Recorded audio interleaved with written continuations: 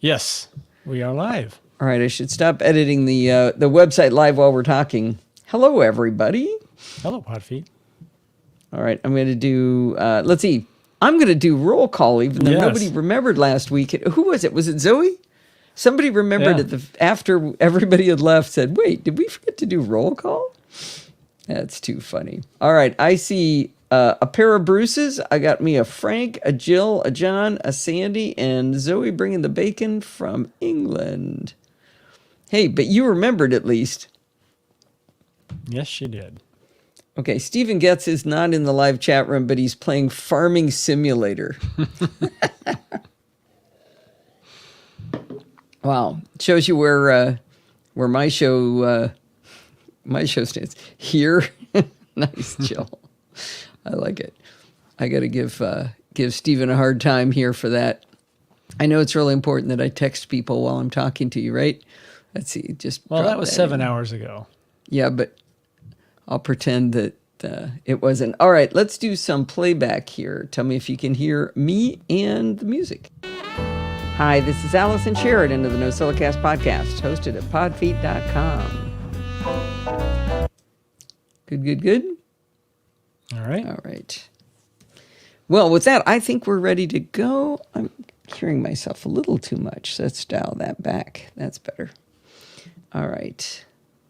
Oh, Spaceballs, Young Frankenstein and Blazing Saddles. Wow. That'll get you twisted. Let's see. I'm going to save. Let's see. Kevin said he was going to be late, so I get to do whatever I want. Oh, that didn't work. Oh, that was slow.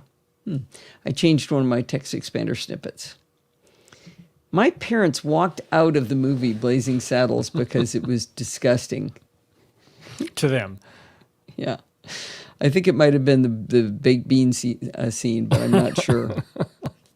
Pete! Pilot Pete! How are you today, Pete?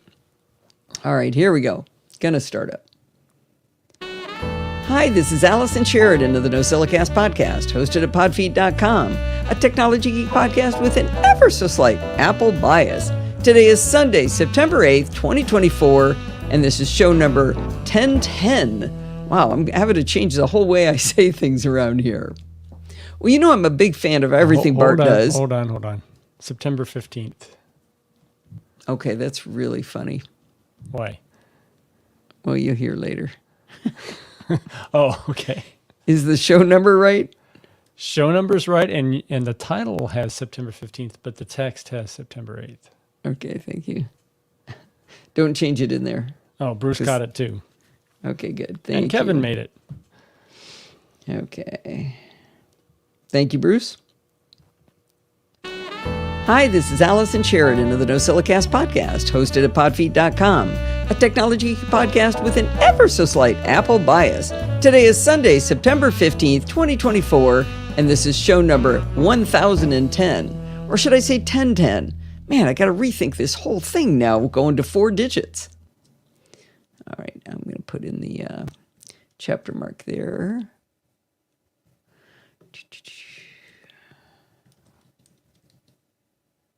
It's going to be a fun show. Bruce's wife was born on Friday the 13th. Nice. Save. Okay. You know I'm a big fan of everything Bart does, and I've mentioned many times how much I enjoy his Let's Talk Photography podcast. It's not about gear, it's about the art and craft of photography. But in his most recent show, he got a little tiny bit on the gear side. He talked about how he's converted from being a digital SLR photographer to almost exclusively an iPhone photographer. He dusted off his big boy camera to help him think about what he wished he could have on a camera phone, not specifically an iPhone, so he wasn't, talking flame wars about Android versus iPhone, but he was talking specifically about using a camera phone and what would he like to see. His conclusion after much explanation was that he'd like to see a dedicated toggle to expert mode. Now, I highly encourage you to listen to the episode because it's very thoughtful of not just photographers, but the rest of us as well, who just like to take snapshots. He recorded this before the iPhone event, and I think it's really interesting in light of those recent announcements about the dedicated camera control feature on both the iPhone 16 and 16 Pro models. go have a listen at lets-talk.ie and look for LTP 132 phone camera wish list. Or, of course, you can add it to your podcatcher of choice. So where's the punctuation in that? No What? period there, and a sentence starts without a capital letter. There we go.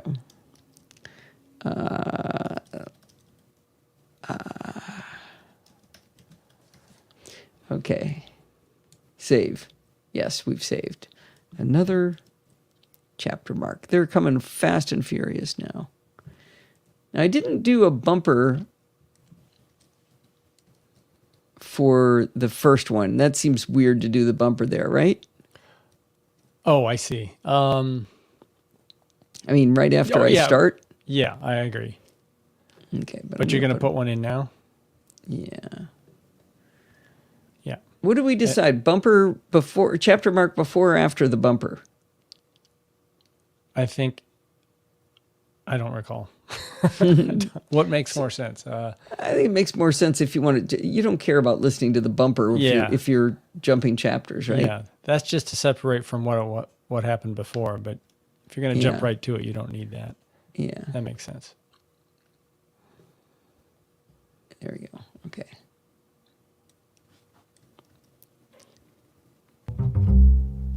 Well, I'm a wrong story.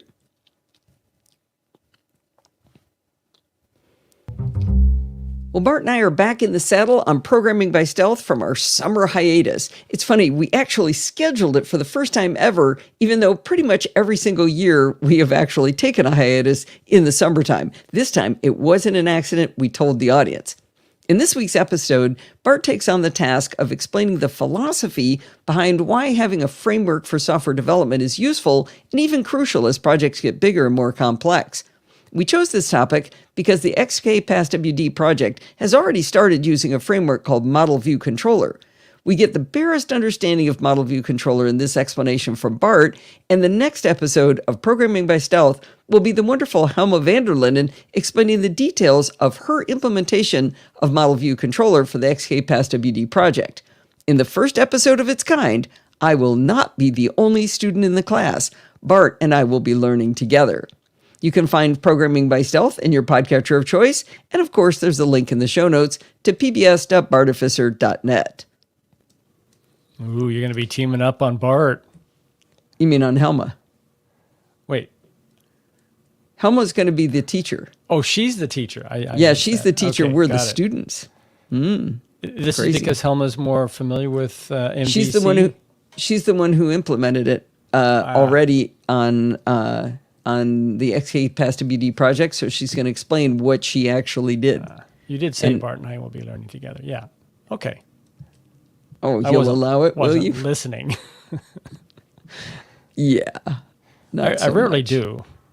Listen? I know. Yeah, I'm doing other things. Well, In my defense. You have to, in your defense, you have to listen to me all day long because you can't get away from me because we're retired in the same house. And I saw a thing a long time ago that said that men have fewer words total per day that they can say. And so women just have so many more words. And at some point, you guys just have to shut it off. So, otherwise, it's 5 o'clock. It overflows. First in, first out kind of thing. Oh, Bruce said, I've been in and out of software development for 40 years. That was the most useful model view controller explanation I've heard. Oh, you're talking about the latest episode of Programming by Stealth. That's fantastic. Bart would like to hear that. I'm going to send it in. I'm going to send it to Bart right now. Look at that. All right. That's very cool. Nice. We'll see if I can understand it when Helma tries to explain it to me. All right, here we go.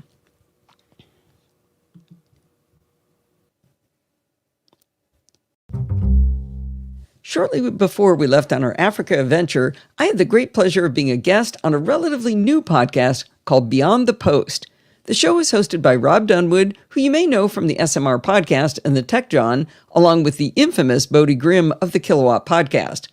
The idea of Beyond the Post is to explore the strategies and visions of folks creating digital content. One week, they'll talk to a guest maybe knowledgeable about social media strategies. Another week, it'll be about monetization, and another might be about the nuts and bolts of podcasting. Maybe it's because the three of us are such good friends, but my conversation with them had to be broken up into 2 episodes because we talked for so long. In episode 4 of Beyond the Post, I talked about how consistency has helped me keep going after 1,000 weekly episodes over 19 years. I also explained how accidentally building a community around the show has been my greatest motivation. Not accidentally building it, but the community itself. In episode 5 of Beyond the Post, we changed gears a bit and talked about my passion for accessible tech so that everyone can play. I managed to squeeze in a plug for the Screencast Online tutorial I did about how to add descriptive text to images on social media so that screen reader users can enjoy your content. You may remember that Lee Garrett, owner of Screencast Online, saw the value to the world at large of this tutorial, so he made it free for everyone. There's, of course, a link in the show notes to that as well. Now, I adore both Rob and Bodhi, so it was lots of fun to swap stories and ideas about how to navigate the landscape of producing digital media. As you can imagine, we got a little bit silly from time to time, too. I hope you'll check out Beyond the Post in your podcatcher of choice and look for episodes 4 and 5, where we had so much fun. And of course, there's a link in the show notes. I also like how you give them such a hard time, especially Rob. Bodhi, oh, really? Too. Oh, that's funny. Just reminding them of things that they need to do and haven't done, like create your own website and oh, Bodhi, jeez, use Alphonic Leveler. Yeah. I actually brought up the fact that Bodhi didn't have a website today on I think it was during security bits. Whoop. Nope, you can't do that. First, you got to put the chapter mark in first. Okay, this is going to be fun. Is that on the same level, that bumper? I thought it was right below. Is it 4 down? Sorry, it's just really funny that you would happen to say that. I'll explain why in a minute, and I'll put it. I will try to make sense of that in a moment. So it is on the right level. Just hold, please. You may have caught something I just don't remember, and that's really funny in the context of what you're about to hear. Okay. Let's see. Yeah, no, I put it. But maybe. You know what? Does it automatically go to the last level if you insert No. something? I drop it into position. I think I do like it up there. Yeah, I think see it what I'm doing. naturally goes closer to what you're saying. It's just easier for me to see what I'm doing here. Let's see. Notes. Okay, good. All right, and now it's going to be this. You see the title of this? A Rusty Podcaster Makes Mistakes. All right. And what you just saw was one of them.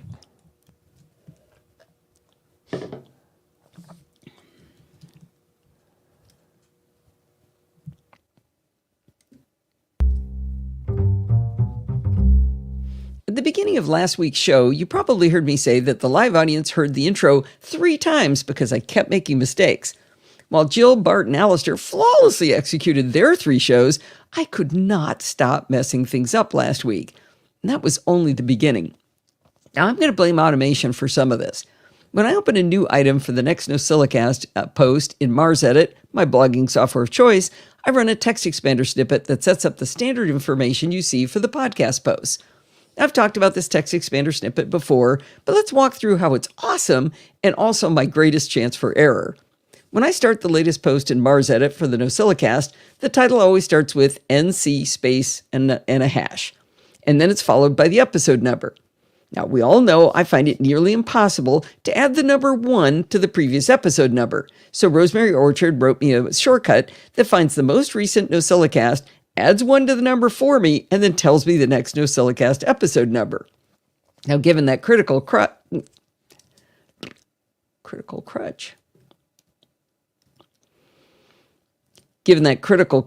when my text expander snippet gives me a pop-up asking for the episode number, I know the answer. I type it into the field, and Text Expander fills out the rest of the standard info you see on the posts for the NosillaCast. But let's stop right here and realize that despite Rosemary's best efforts, there's still a human ready and fully capable of making a mistake. Last week, her shortcut told me it was episode 1009, but when queried by Text Expander, I typed in the number 2009. Ah, jeez. Well, when I started recording with the live audience, I dutifully read what my script said out loud, which was that it was show number 2009. Luckily, I caught myself on that mistake, and I re-recorded it. But the second flaw is that my Text Expander snippet automatically enters the current date. That's because most weeks I start the post for the show on Sunday, so it's efficient to have it auto-filled for me. But more and more often, I start writing the show post on an earlier date, which means it's completely wrong when the automation runs. So in addition to saying it was show number 2009, instead of saying the date was Sunday, September 7th, it said it was Wednesday, September 4th. Other than that, things were going swimmingly. After I realized this was all messed up, I edited the content in Mars Edit to correct the episode number and the date, and then re-recorded the intro. But the date isn't just in the part I read out loud. It's also in the enclosure file title and its description and the transcript URL and the description of the transcript URL. I have to remember to fix it in 5 different places. I'm starting to wonder whether I should make my Text Expander snippet ask me for the date instead of assuming I've created the draft post on the right date. Well, there's an additional problem with me typing in the show number and making a mistake like last week. My Text Expander snippet also auto-fills in something called the post slug. In blogging with a server tool like WordPress, every article has the same beginning part of the URL, but then it's followed by what's called the post slug that identifies which post you're reading. My format is the site URL, podfeed.com, followed by /blog, then the year and month separated by backslashes, and finally the last bit that identifies the post. In this case, which that should have been /NC-1009, but instead it said NC/2009. Now, this isn't catastrophic. It's not really that big of a problem because I don't think anybody else ever looks at it, but it bugs me to have it wrong. Once I post the show, that post slug gets propagated all over the place too. It goes in the feed file and it goes in all the online spamming I do on social media. So once it's already out there, I have to leave it be. Now, as I was writing up this article, I realized that I actually start the post draft really often. Steve, can you change right under the graphic you just posted? The next line says, as I was writing up this article, I realized there's no space between I and realized. Yeah, I thought that was a new country. All right. I realized. Now, as I was writing up this article, I realized, I really do start the post early pretty often. The reason I know it's 5 places I have to fix it is I've had to do it so many times, I have that number memorized. Inspired by my idea that I could alter the Text Expander snippet to reduce the probability of this problem reoccurring, I decided I would fix it. Assuming I didn't make any mistakes in the fix, which that's a long shot, I think it will work better. It's still going to default to dropping in the day, date, month, and year, but the format will be slightly different. In the new and improved version of the snippet, the day of the week is a pull-down with the default set to Sunday. Now, on occasion, I may produce the show a bit earlier, or sometimes later, so now I'll be able to tap the pull-down and select an earlier day. I even made the days of the week go backwards, so if I do it a day early, Saturday is the next one down. In the original snippet, the month, date, and year were auto-filled, and I had to change them after the snippet dropped in all of the text into Mars Edit all 5 times. In the new and improved version, it'll still autofill, but I made it a single line field for each one of those values. This means it'll be visible and editable to me when the snippet is up on screen before it gets plopped into Mars Edit. And I only have to change it 1 place, not 5 places, because they all change together when I change one of them. Now, I thought I was done, but I forgot that this Text Expander snippet calls yet another Text Expander snippet, which enters the MP3's file name. The file name always starts with NC, followed by year, month, and date, interspersed with underscores. So it should be like NC underscore 2024 underscore 09 underscore 13.mp3. So it's in there too, that date. And then I forgot there's yet another Text Expander snippet embedded in there that calls for the date. So I added both of those snippets too, and now they grab the same date change I make in the bigger encompassing snippet. I know that's a lot of detail that's probably hard to follow, But the good news is that by telling you about these mistakes, I think I found a better way to use TextExpander to set the show notes up for success, and you are the beneficiary. But wait, there's more. If it was just a poorly written automation that didn't take into account the idiot behind the keyboard, I probably wouldn't have written an article about it. But of course, I managed to make even more mistakes last week. When Bart and I record a show together, we both record both sides of the conversation. If nothing goes wrong, I use my recording of me and his recording of him. This gives us the highest quality recording of both sides. It's all done with the magic that is audio hijack from Rogue Amoeba. Now, the way we do it is first he starts his recording and then I start mine. The way he tells me that he started is he says, plink. Well, this turned into a joke over time where now I ask whoever I'm recording with to yell plink when they start the recording. I've saved many of these plinks over the years. I've got Jill from the North Woods, the CEO of Rogue Amoeba himself, Paul Kafasis. I got Dave Hamilton and more. Now that I'm recording regularly with Adam Engst, he has joined the Plinkers Hall of Fame.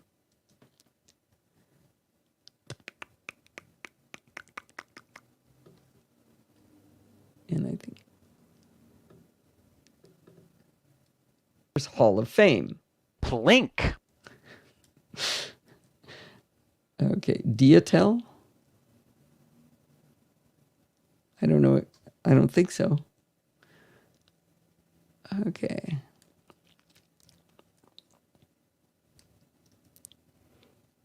Isn't that great?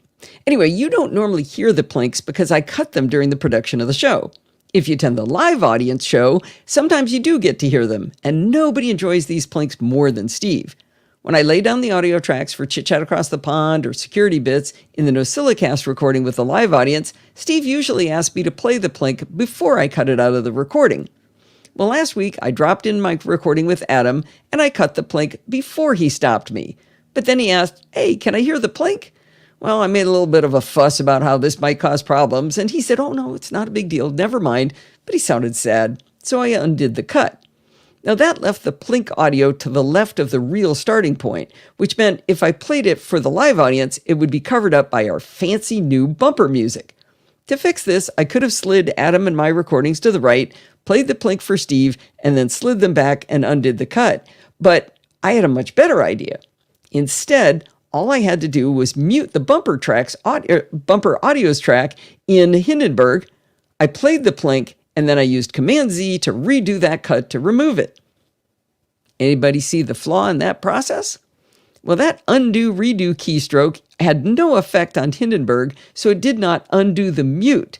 It undid the cut, but it didn't undo the mute, or it redid the cut, I should say, but it did not undo the mute. I know not to use mute because I can never, I can count on, no, I can't even count on both hands and both feet how many times I've forgotten to unmute an audio track when I mess around like this. Every time, though, I think, this time I'm going to remember to fix it afterwards. Well, I finished recording, I exported from Hindenburg to an M4A file, I uploaded it to Auphonic, which for some reason took forever last week, like an hour when it's normally minutes. Anyway, then Auphonic did its magic, including securely FTPing the file to Libsyn, where the audio file gets served to you. In Mars Edit, I tested the link to ensure the audio file was in the post for the website, and in Feeder, when I created the item for the feed, I verified it was the right file enclosure. I pushed publish everywhere. I opened Overcast. I waited for the NosillaCast update in Overcast. I confirmed it was the right audio file by listening to a little bit of it, and then I spammed the internet about the show. The next day, I think it was sometime in the morning, and maybe on my walk or something, I had my phone in my hand, and I must have bumped the dynamic island, which still had Overcast showing in it, and my latest episode, 1009, not 2009, thank you very much. Anyway, that episode started to play.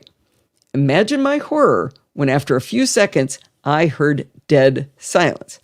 Well, actually, it wasn't even dead silence. Worse yet, it was sounds of me shuffling around when there should have been the bumper music. I realized immediately what had happened. There was no bumper music. Now, that wouldn't have been the worst mistake I've ever made. Remember when I deleted the entire NosillaCast in Apple Podcasts on the 1000th episode? That was the worst mistake I've ever made. But it still would be really bad for this particular episode because I made such a big deal about adding bumper music. You'd have all thought I was bananas that I thought I was playing bumper music in the show, but you couldn't hear it. As soon as I realized what had happened, I raced home and I opened up Hindenburg on my Mac. I unmuted the track in question, and then I exported it yet again to an M4A file. From past experience, making mistakes, I know things get weird if I try to use the same file name. So I added an A to the end of the file name. So it became NC 2024-09-08A.M4A. Next, I uploaded the A version of the file to Auphonic, which did not take forever this time. Auphonic did its magic on the new file, and it securely FTP'd the new version to Libsyn. I waited until Libsyn had the new A version of the file, and then I popped open Feeder, changed the file name to the A version, verified it pulled the new metadata for the file, such as the length in bits and the date. I pushed the feed up, and I verified in Overcast that I now had bumper music. Okay, good. Then I went back to the blog post, and I changed the file there for those who like to listen on the web. Now that I think about it, one of the magic bits of Auphonic is that it now pushes the audio with a little graphic to YouTube, and I'm pretty sure there's probably 2 versions up there to this day, but, I'm tired of cleaning this one up. All right, I'm all good, right? Well, not yet, sister. I still have 2 files up on Libsyn. You see, they charge by how much new audio you push up there per month. And I've actually run out of my allowance on my plan before I needed to because I hadn't gotten rid of some old version or I accidentally uploaded a video file. So I really needed to get rid of that old version on Libsyn. I've mentioned to you before that Libsyn has a terrible web interface. Their new version 5 is beautiful and elegant, but it doesn't allow you to manage the files you've stored on their servers. I literally can't do what I need to do in version 5. They've told me, oh no, you got to use version 4. Well, luckily, they've kept version 4 around. It's at 4.libsyn.com, and it's old, and it's clunky, and it's graphically damaging to your sense of beauty and style, but it's mostly functional. Now, since I was smart enough to name the 2 files differently, I assumed it would be easy for me to tell them apart in the Libsyn interface. One should have an A at the end of the name.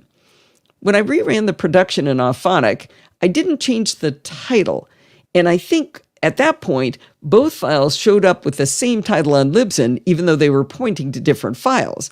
So it was harder to tell them apart. I ended up looking at the dates and times of the files to figure out which one was which, and I deleted the old one. For some reason, it didn't disappear the first time I asked it to go away, so I clicked delete again. Finally, there was only one file. I declared victory, and I celebrated. And the next day, I started to get emails from people telling me they couldn't download the show. Mark Schaefer and Emmy Conster were the first to alert me to the problem. Now, if one person has an issue, it's usually something they can fix on their end with a resubscribe, but 2 people, that's a pattern. I tried to download the show again on Overcast on my phone, and sure enough, I got an error on the episode that I had checked just the day before. Well, I went back to Libsyn and I found the weirdest thing. Remember, I deleted the old file, but I had to do it twice? What was left was not an audio file. It was a text file. It had a T on the logo. The file was somehow the transcript of the show, and I have no idea how Libsyn even got that file.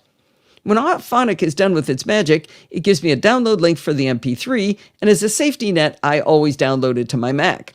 Since I had that real file, I deleted the text file in Libsyn, and I uploaded the MP3 file. I raced back to Overcast, and while now the file downloaded properly and it had bumper music, for some reason, the chapter marks were gone. Now, this was a mystery since I'd followed the same darn process to create the file, starting in Hindenburg where I added the chapter marks, and Auphonic where they definitely get preserved in the file through transcoding. All right, remember I said the Libsyn interface is ugly? It's also confusing. In my haste to upload this darn episode yet again, I selected the Content tab, and then I clicked on Add New Episode. Well, gee, Allison, anyone can tell that's way wrong, right? I was supposed to use Add File for Download only. Libsyn can do the full production of the show for you, including giving you a website, but I don't use any of that. I only use them as a file server, so I needed to do it a different way. And had my memory been working properly, I would have remembered it's Add File for Download only.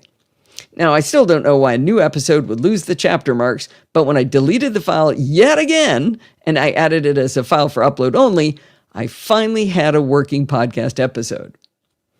Now, throughout all of this adventure, I was surprised that I didn't get a lot of emails from people asking me where the bumper music was on the original file before I broke everything and made it even worse. I even noticed that Bart posted a lovely note on Mastodon and in our Slack about how much it tickled him that not only did I approve of his use of that bumper music, but that I liked it enough to adopt it for the show. He's 8 hours ahead of me in time zones, and he usually listens pretty early on Monday mornings, so how did he hear the bumper music before I fixed the muting problem? Well, I was noodling this all week, and I figured it out. I pulled up my Hindenburg project, and I started looking at the bumpers. My projects have several tracks. One is called Ambience, and one is called Music. Get this. Of the 4 times I dropped in Bart's bumper music, 3 of them were on the music track, and only 1 was on the ambience track. And it was the ambience track was the one I muted and forgot to unmute. That means not only did I accidentally hit play on my iPhone in Overcast, I just happened to have the playhead situated on the only spot in the hour and 27-minute recording that had dead silence. I did all of that work, and I made all of those mistakes trying to fix the new mistakes I made for a 4-second audio gap. If I knew then what I knew now. Whew. So, you see why I thought it was funny that you said I put it on the wrong track? so maybe we should check if any tracks are muted here. Yeah, can that be the last thing? I think in we fact, should. Let's Kevin, add that. Yeah, add it to your chapter mark thing that it's got to be chapter count and are any audio tracks muted? Or if I ever mute anything, make sure, just watch me. But that You only guys needs could- to be at the end, not every record session. Yeah, but anytime you see me mute or you hear me say I'm muting, just say, hey. Right? You guys can do that. Maybe a final check right before, like a chapter count check. Well, but You can easily see if something's that'd be good. muted. Yeah, it's just if you see a big red M, here, watch. I'm going to M on interview. See? There's an M there. There shouldn't be. When I'm done, nothing should be M'd. What's that other red one? That's the track that's armed to record. All right. So if I tried, I can't record on ambience unless I on the one down there. So anyway, that was fun this week. Still seems like somebody should have pointed out that there was one dead spot. Plink across the pond, right? All right. That was fun. All right. Time for Alistair. Oh, where's Alistair? New Zealand. Oh, here it is. Your audio is crackly.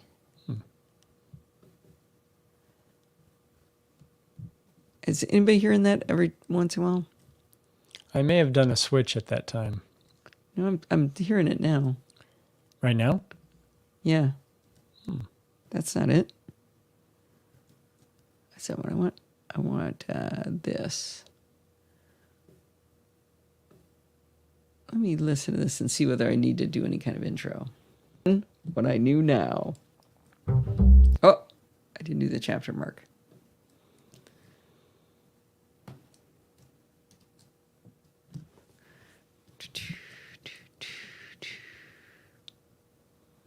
Copy link. Man, I'm cooking tonight. It's going to be a long show, but I'm almost done recording. I knew now. In the second installment of this series, I left you with a couple of useful scripts. I think I should point out it's Alistair coming up. Yeah. See, this is where it's easier to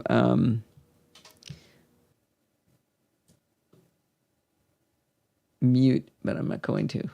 It's too scary. All right, Alistair Jenks is back with part 3 of his Philips Hue programming off the charts. I thought I wrote something funny about this. Yeah, well. Oh, maybe that was on my...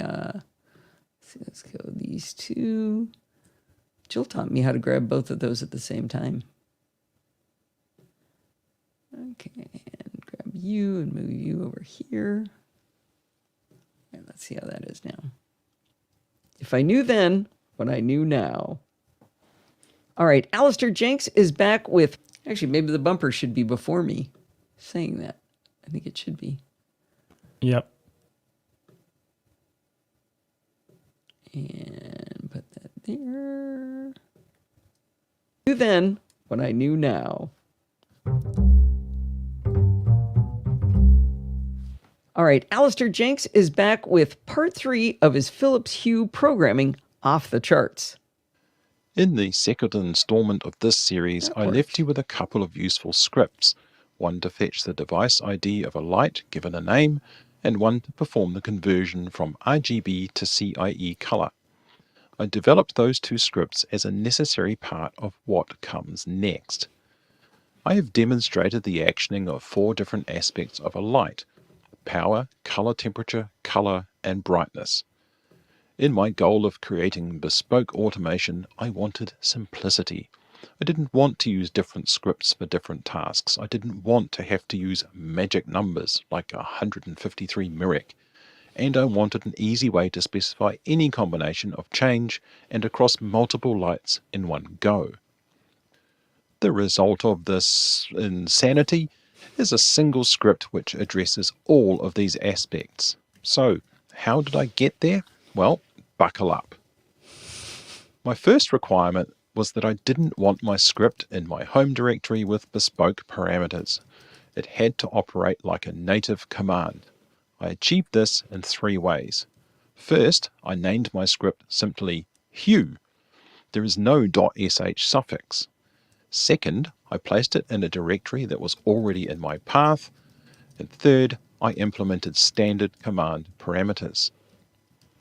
In my case, the directory home/.local/bin was already present and in my path. This appears to have been created by a third-party tool, but from what I have read, it is a recommended location for user scripts. I will leave it as an exercise for the user to worry about where to put the script and how to make that location a permanent part of your path. We have more than enough to cover here already. For the handling of standard parameters, I have used a third-party tool to help me out. I did not consider rolling my own use of getOpt or getOpts, because both have competing drawbacks. getOpt is far harder to use, but allows long option names. getOpts is much easier to use, but does not have long option names. So I called on the services of argbash. Argbash is a downloadable tool, but I always use the website provided by the developer, which means I don't need to install anything. I will leave the reader/listener to peruse the argbash website, but in a nutshell, you simply provide a description of your parameters in specially formatted bash comments, then ask argbash to generate the code to handle them. I created a very basic script that defined my parameters and had just enough code to prove they worked. I've switched to the bash shell because that's what argbash knows. It's in the name. My parameters are comprised of 4 optional flags, one each for switching on or off, setting a color temperature, and setting brightness. Beyond those, I allow for an infinite number of light names. The initial script simply printed out the parameters it was given. I will spare you a description of the full code generated by argbash, but suffice to say it worked essentially as I wanted, so I did the rest directly in the generated script without needing to return to argbash. I left the argbash lines at the top for later reference should I end up expanding on this script. With my flags and arguments defined, this is the form of command I was aiming for.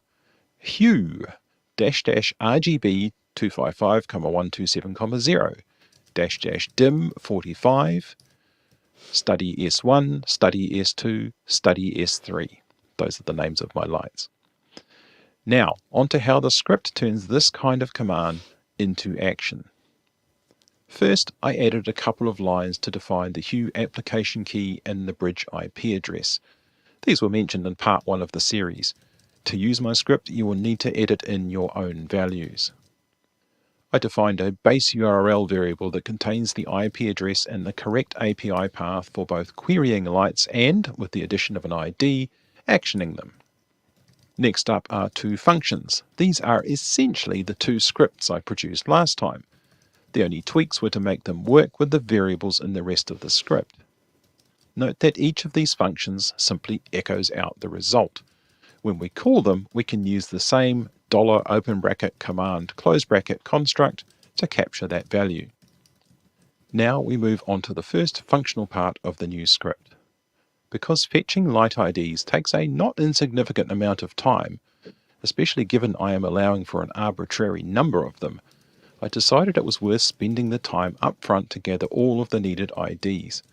This is done with the getID function defined above.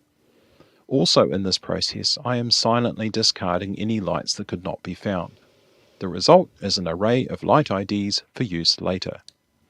It is worth noting at this point that shells were not designed to be fast. If you want instantaneous action across a significant number of lights, you're better off using a different language.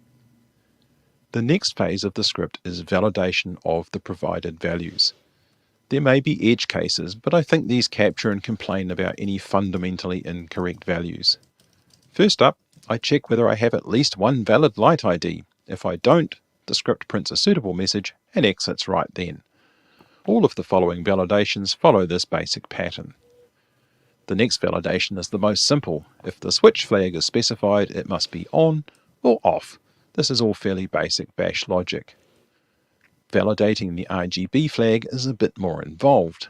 The user must supply 3 values separated by commas, they must be valid integers, and they must be in the range from 0 to 255. There are several more interesting bash constructs in that check.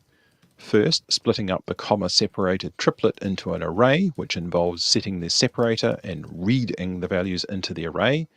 If the array has any number of elements other than 3, then I complain. Once I know I have 3 values, I check they contain only digits, and again complain if not.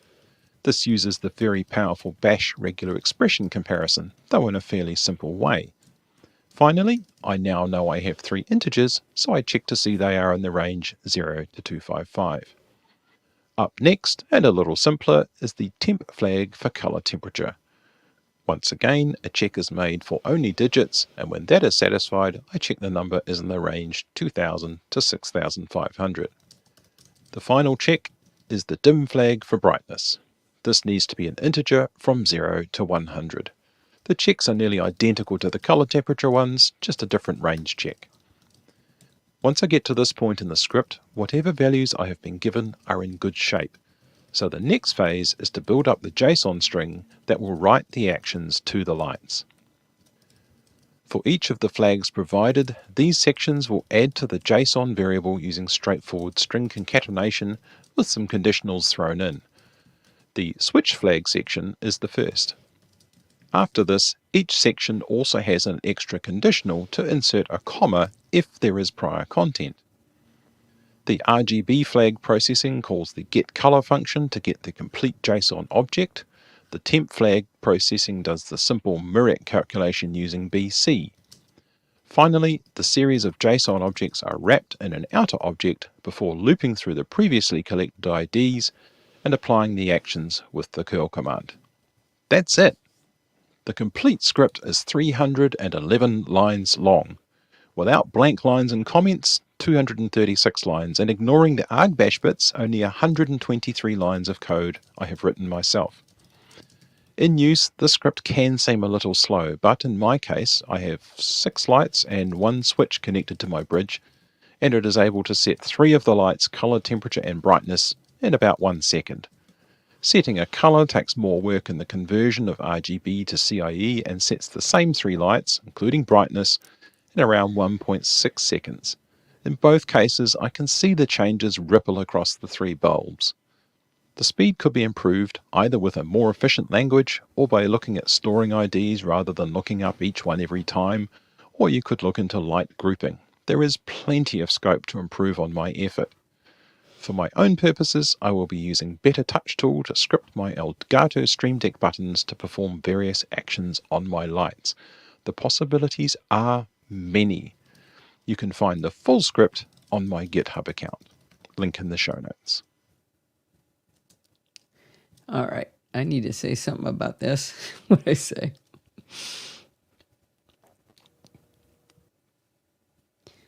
Well, thanks for that, Alistair. I'm really glad that you said at first that you were descending into madness on this, because you have really taken this up a notch. But I always love your content, and so does everybody else here. All right. Do I do bumper before? Yeah, I'm going to do a before support the show. So there's a big change coming to Patreon. Yeah. In fact, I thought it was already enacted. Well, it's sort of, you don't have to do anything until, I think, November. And Bart's doing his, or has done his already, so he's going to walk me through it after at least what he has to It's the do. monthly versus per show thing.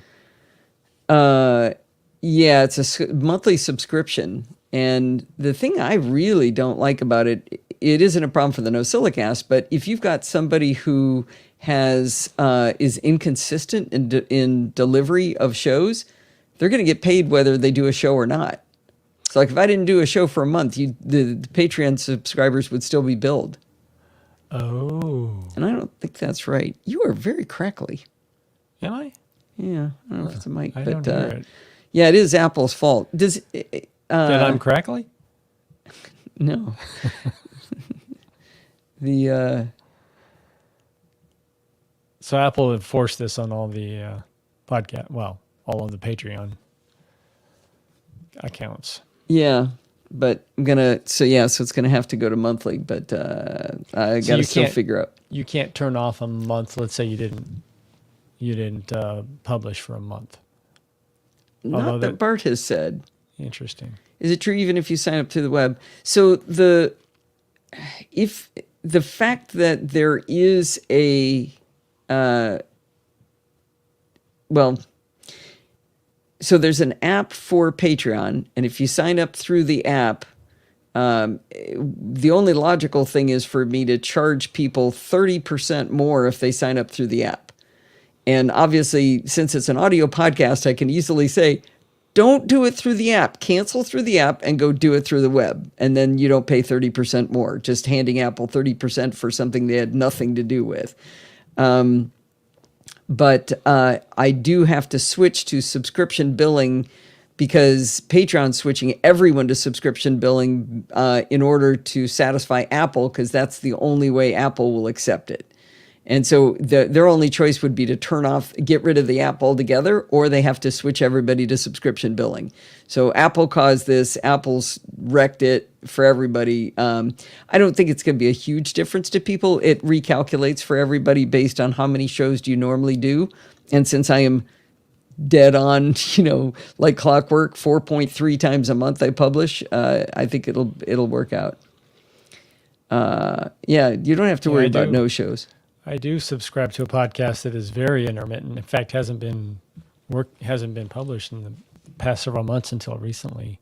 Really? Okay. Yeah. Yeah. So we'll have to re-examine that one. Yeah. They'll have to re-examine what they're doing. Yeah. All right, let me do a little support the show thing here. Ditto that you're going to have to do the same work, huh, Joe? Well, maybe we'll all do it together. There are a lot of ways to support the show, and one great way is to pledge a monthly amount through Patreon, the gift that keeps on giving. This week, one of my longest-running supporters, Trevor Drover, did something extraordinary. After nearly 8 years of supporting the show through Patreon, he increased the amount of his pledge. How cool is that? Now, while it is cool, it would be even more swell if more people supported the show instead of the existing patrons carrying so much of the load. So if you've got a little extra money to spare, I sure hope you'll head over to podfeet.com/Patreon to help keep the servers humming and the microphones recording. So security bits, let's see, well, that one goes here usually. Oh God, I've got them on interview, not ambience. So that's even a new place. That's great. Is that a new feature in Hindenburg, these different slots? No. Ambience and interview. They've been there all along. Okay. I think I named them at one point for one episode, and then they just stayed there. They don't mean anything. Got it. If I created one episode of podcast, got subscribers, I wouldn't have to make more, but I get paid. Yes, exactly that. All right, Steve, you want to hear Plink? Sure. Always. All right, here's Bart's Plink. Blink. Oh, That was short and sweet. That wasn't much. Yeah, that one didn't do too much. Huh. I thought. Oh, but it's in here, isn't it? No, that's interesting. Command T? No, not Command T. Option T. See, I don't even remember my own keystrokes. We had lots and lots and lots of lag. So we were stepping on each other constantly. I don't know if I will edit or not. We have a little time, but it's an hour long, and boy, did it happen often. Are you going to put the bumper in? And the microphone's recording. Al? Oh, you got a bumper. Okay. Well, it's that time of the week again. It's time for Security Bits with Bart Busschots, and apparently the world didn't fall apart while I was gone, but I'm looking forward to doing it with you today, talking about security. Well, I always prefer these segments. All right, let's see. How bad did we talk over one with Bart Busschots? It's about 2 weeks Listen ago. to them all. Collect them all. This could be hard. Every time you see me on top of him there. But it's not worth reducing our security. Yeah, one of the hardest things in the world is to get past. Right. But it's the principle. Let's see. I don't know. In fact, some of them are I think the one you prides. really liked was the silhouette of the buffalo with the sun setting. Oh yeah, Bart thinks I should make print a bunch of the sunsets and make like a collage thing of like 3 of them in a little triangle on the wall. We could utilize The it. little triangle of them could be really beautiful. Oh, there he goes. Exactly. Talking about the little triangle of them. All right, let me just skim along. He's mostly talking here. So if it has the icon of your bank, a progressive web. Yeah, let's get rid of both those. All right, that'll sound like we didn't talk over each other. It was every time I needed to talk, I'd just start talking. and every time you reboot, make me say okay to every app level of bad. Like Okay, Did you measure the, or see what the delay was? how do I do that? I thought like a ping time or something. Does that note it? Ping what? Ping Bart? Ping the servers? I don't know. Yeah, that's the problem. They would need to find a pond of them to stand on the other side of, right? Avoid the lag. We did it once. and then the app must have permission. Okay. Or something like Hazel. Boy. This is rough. Look, we're on top of each other the whole time there. Pages. No, Right. I don't use words. Pages. so Excel. I'm never Yeah, Never last tried time. Excel, right? Huh? Did you delete top and bottom simultaneously? Yes. Okay. Because I talked over him and he stopped and I stopped. I just thought I saw the bottom delete, not the top, but that's okay. Yeah. This has blown my mind. This has blown my mind. It's amazing. Yes, you can. I Probably. believe that's been around for about was so 20 fun. years, but I like your I think I may discovery. have That's squeed. really fun. Anyway, it was great. That's fun. So Oh, you might be right. Yes, you're right. I did only do that. Because him saying squee, but I like your Probably. discovery. That's really fun. it was so fun. That's fun. I think I may have squeed. Anyway, He discovered in a class that you can name fields as variables in Excel. vehicles are now delivering to my door. Sweet. I have seen some. Like 10 versions behind because the math. All right. That's okay. Okay. I'm just going to let that go because I didn't understand any of that. It's a I thing don't see any Windows reference users to will Windows under- 11 in the show notes, Bart. Okay. Is this boring or what? Yep.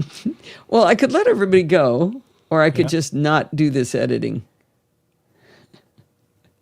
You want me to let Steve wants to go. Do you guys want to go? Yes. Okay, we could do. Let's see. I stopped editing at 108:09, and then I'll do the ending, and it'll probably get all messed up. Yeah, you'll have to remember to shift it once you. I will. What could possibly go wrong? This is now Steve's fault. I got one really good palette cleanser from each, and I nearly forgot my line. Okay, should I leave that in? From each, and I got rid of the other ones that were only mediocre. So, folks, until next time, remember, stay patched so you stay secure. And I nearly forgot my line.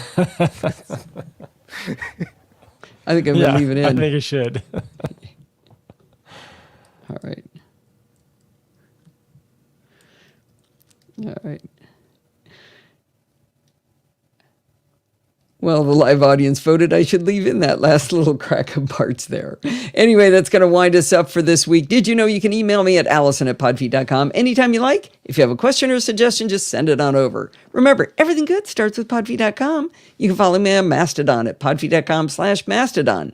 If you want to listen to the podcast on YouTube, you can go to podfeet.com/YouTube. And hey, look to see if last week there's 2 episodes, because I bet there is.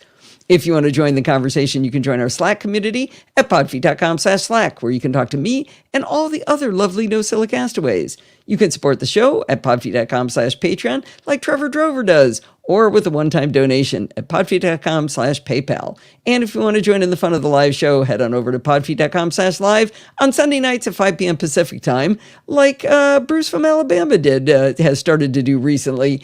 And you can there join the friendly and enthusiastic NosillaCastaways. Thanks for listening, and stay subscribed. So I did go over to YouTube, and there are 2. One is A, and one without the A. I assume I delete the one without the A. Oh, you can, but that would yeah, I meant to do it last week, Bruce. Sorry, I was way off my game. You could if you want to, but now it won't be funny. But that's okay. Okay. Does anybody listen? I don't think does anybody listen to him over there? Well, I'm seeing a few views. On both of them? 6 views on each. Just leave it in there. It wasn't the same 6 people. Yeah. Comparing them. I think I heard this. Let me check for listening here. And stay subscribed. You like that over a little bit from that. Like that, I think. Subscribe. Oh, that's too soon. Stay subscribed.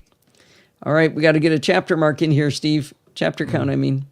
And see if anything's muted. Stay subscribed. All right, have you counted? No. 7. 7. Yes. You got 7? Mm-hmm. All right, everybody. I am going to go back to 10809 and see whether I have any other terrible talkovers there. And remember to shift it when you're done. Well, yeah, we'll see. We'll find out. I told you no. No. Just telling me doesn't mean I'm not going to mess it up. I will remember, but will I do it right or wrong? That's the question. It'll be Steve's fault, and I'm leaving it. Do you want me to check it before you hit publish? No, you don't know how. Okay. Okay. Goodbye, everybody. Thanks for Goodbye. coming. We'll see you again next week.